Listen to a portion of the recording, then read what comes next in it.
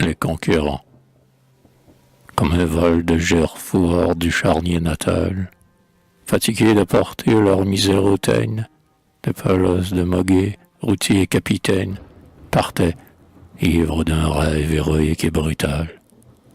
Ils allaient conquérir le fabuleux métal que Cipango mûrit dans ses mines lointaines, et les vents alizés inclinaient leurs antennes au bord mystérieux du monde occidental. Chaque soir, espérant des lendemains épiques, l'azur phosphorescent de la mer des tropiques enchantait leur sommeil d'un mirage doré, où penchés à l'avant des blanches caravelles, ils regardaient monter en un ciel ignoré du fond de l'océan des étoiles nouvelles.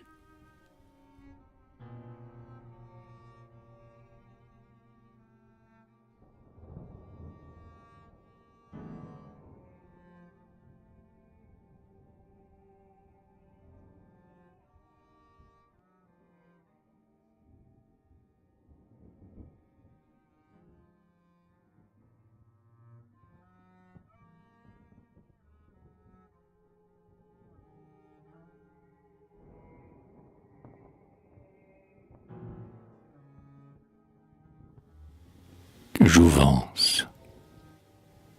Moine Ponce de Léon, par le diable tenté, déjà très vieux et plein des antiques études, voyant l'âge blanchir ses cheveux courts et rudes, prit la mer pour chercher la source de santé. Sur sa belle armada, d'un vin songeanté, 3 ans il explora les glauques solitudes, lorsqu'enfin, déchirant le brouillard des Bermudes, la Floride apparut sous un ciel enchanté. Et le conquistador, bénissant sa folie, vint planter son penon d'une main affaiblie, dans la terre éclatante où s'ouvrait son tombeau. Vieillard, tu fus heureux, et ta fortune est telle que la mort, malgré toi, fit ton rêve plus beau. La gloire t'a donné la jeunesse immortelle.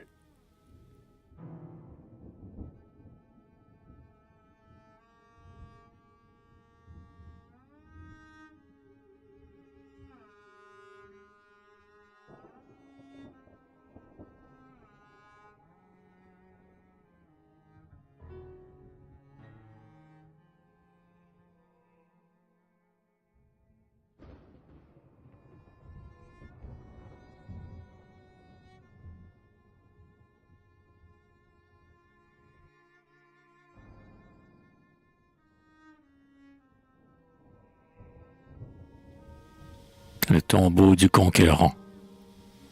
À l'ombre de la voûte en fleurs des catalpas et des tulipiers noirs qu'étoile un blanc pétale, il ne repose point dans la terre fatale. La Floride conquise a manqué sur ses pas.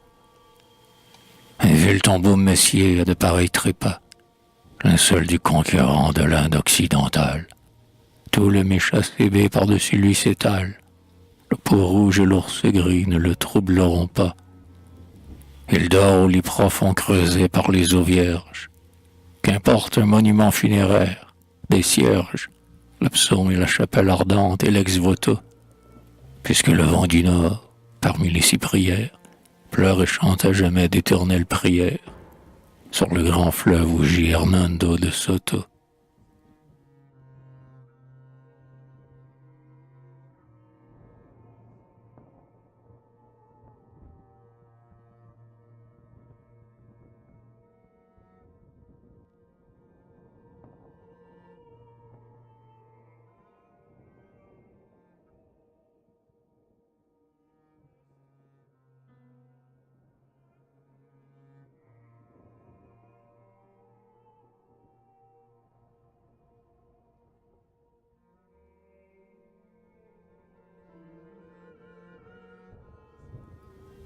Carolo Quinto Imperante. Celui-là peut compter parmi les grands défunts, car son bras a guidé la première carène à travers l'archipel des jardins de la reine, où la brise éternelle est faite de parfums. Plus que les ans, le houle et ses acres embruns, les calmes de la mer embrasée et sereine, et l'amour et le froid de l'antique sirène ont fait sa barbe blanche et blancs ses cheveux bruns. Castille a triomphé par cet homme, et ses flottes ont sous lui complété l'empire sans pareil, pour lequel ne pouvait se coucher le soleil. C'est Bartholomé Ruiz, prince des vieux pilotes, qui, sur l'écu royal qu'elle enrichit encore, porte une ancre de sable à lagumène d'or.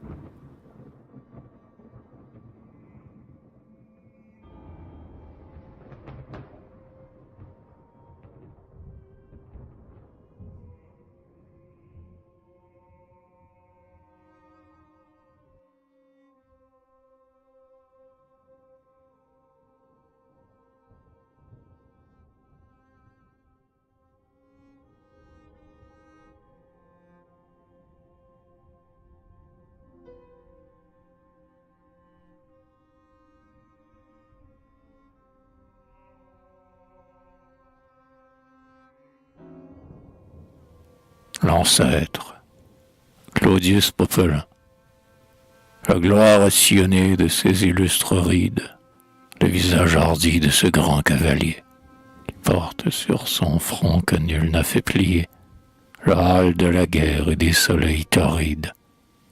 En tout lieu, côte ferme, île, sierra aride, il plante la croix, et, depuis l'escalier des Andes, promener son penon familier jusqu'au golfe orageux qui blanchit les Florides. Pour ses derniers neveux, Claudius, tes pinceaux, sous l'armure de bronze aux splendides rinceaux, font revivre l'aïeul fier et mélancolique, et ses yeux assombris semblent chercher encore, dans le ciel de l'émail ardent et métallique, les éblouissements de la Castille d'or.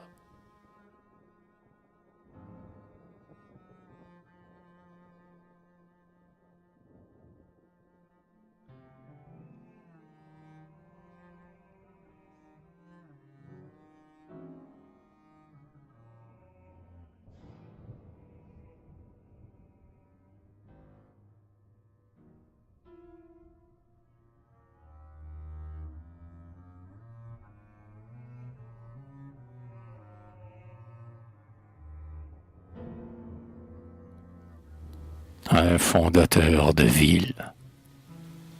Là, c'est de poursuivre en vain l'ophir insaisissable. Tu fondas, en un pli de ce golfe enchanté, où l'étendard royal par tes mains fut planté, une Carthage neuve au pays de la fable.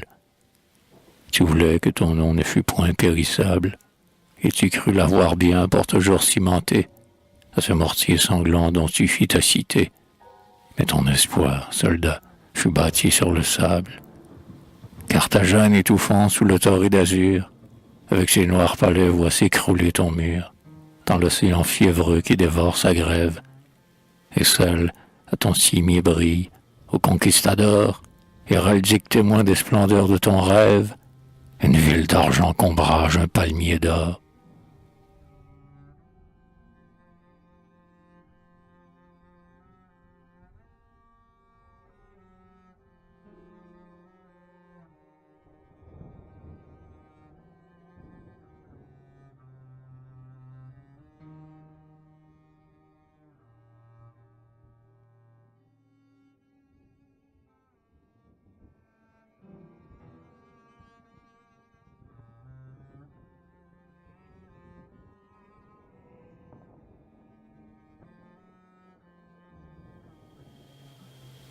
Au même qu'ils aient vaincu l'Inca, l'Aztèque, les Yaquis, les Andes, la forêt, les pampas ou le fleuve, les autres n'ont laissé pour vestige et pour preuve qu'un nom, un titre vain de comte ou de marquis. Toi, tu fondas, orgueil du sang dont je naquis, dans la mer Caraïbe une Carthage neuve, et du Magdalena jusqu'au Darien qu'abreuve, la Tréteau, le sol rouge à la croix fut conquis. Assise sur ton île où l'océan déferle, malgré les siècles, l'homme et la foudre et les vents, ta cité dresse au ciel ses forts et ses couvents.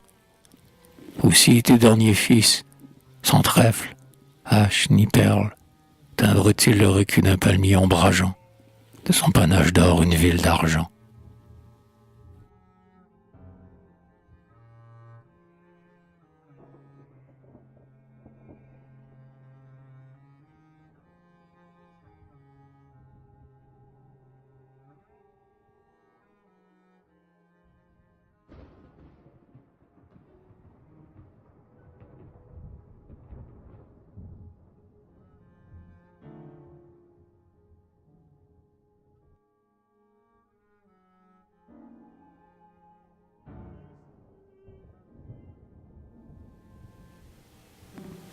ville morte.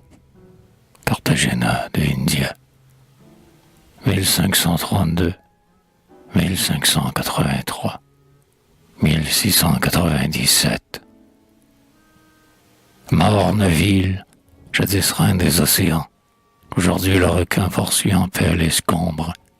Et le nuage errant allonge seul des ombres. Sur ta radeau roulaient les galions géants. Puis Drake et l'assaut des orgues mécréants, tes murs désemparés croulent en noir décombre. Et, comme un glorieux collier de perles sombres, des boulets de pointis montrent les trous béants. Entre le ciel qui brûle et la mer qui moutonne, au somnolent soleil de midi monotone, tu songes aux guerrières, aux vieux conquistadors. Et dans l'énervement des nuits chaudes et calmes, berçant ta gloire éteinte, ô cité, tu t'endors sous les palmiers, au long frémissement des palmes.